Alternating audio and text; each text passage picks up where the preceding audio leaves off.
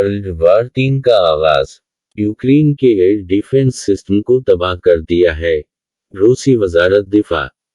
मशरकी Ukraine के इलाके लुहानसिक में 5 रूसी तैयारे मार गिराए हैं।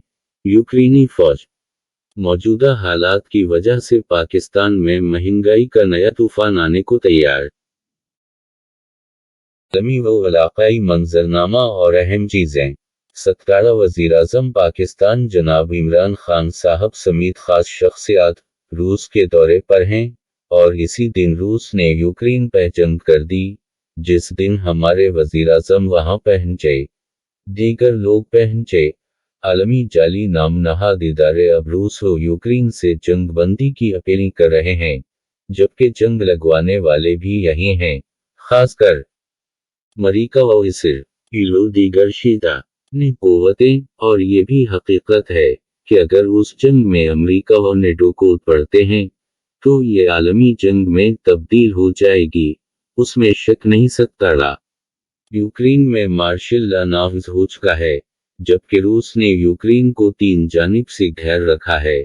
बेलारूस की जानिब से, यूक्रेन रूस बॉर्डर से, ब्लैक सी समंदर से, और बहुत बड़ी फौज उतार रखी है हर तरफ से, और मुकम्मल फुल स्केल जंग का पेशगी सामान मौजूद है रूस का वहां।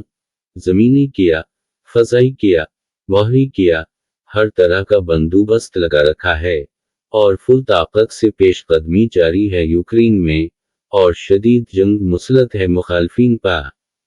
साथ रूसी सदर पुतिन ने कह रखा है, अगर किसी भी तीसरी क़व्वत ने बीच मदखल की तो नतीजे ऐसे होंगे कि इसकी मिसाल तारीख में पहले कभी नहीं देखी गई होगी।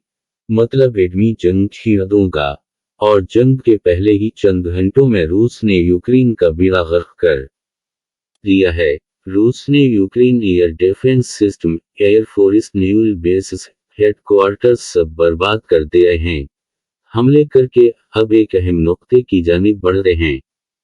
1991 में यूक्रेन एक एटमी ताकत मुल्क था, लेकिन अमरीकी व नेटो की बातों में आकर उसने अपना एटमी प्रोग्राम रोल बैक कर दिया, खत्म कर दिया, और उस बात की जिम्मेदारी अमरीका व नेटो पर थी कि इसकी हिफाजत करेंगे, लेकिन इन वक्त पर मदमुकाबिल तगड़ा देखकर धोखा कर दिया और यूक्रेन बर्बाद हो गया। दूसरी जानिब चीन ने भी कुछ उससे बढ़कर तैयारी कर रखी है जंग की, और किसी भी वक्त किसी भी जंगी खतरे के पेश नज़र हर किस्म के जवाबी या पहल के वार के लिए स्टैंड बाई पर है। ताइवान भी चीन के उस पर चढ़ दौड़ते ही अकेला दिखाई देगा। ईरान व चीन का रद्दुमल ये है कि उस सब की जिम्मेदारी नेटो व अमरीका पर आयद होती है, यानी वो रूस के साथ खड़े हैं, और तुर्की अपने मफाद की खातर नेटो के साथ, क्योंकि वो नेटो का मेंबर भी है। तुर्की ने मजम्मत की है रूसी हमले की और बैनुल-अक़वामी क़वानीन की खिलाफ वर्जी बताया इसे, जबकि पाकिस्तान चीन के बलाक में है तो वजाहत की ज़रूरत नहीं, सब अपने अपने मफादात के साथ खड़े हैं। हमें उससे गर्ज नहीं कि कौन किसके साथ खड़ा है, बल्कि हमें ये गर्ज होनी चाहिए कि उस वक्त पाकिस्तान का मफाद कमें है, और वही हमें भी करना है। दूसरी जानिब ये भी इम्कान है कि चीन ताइवान पर चढ़ दौड़े और वो भी हिसाब बराबर कर ले, लेकिन अभी कुछ कहना क़ब्ल अज़ वक्त होगा। ये मामलात पर मुनहसर है कि रूस व यूक्रेन के मामलात का क्या बनता है। अगर नेटो या अमरीका कूद पड़े तो जंग आलमी जंग में तब्दील हुई समझो।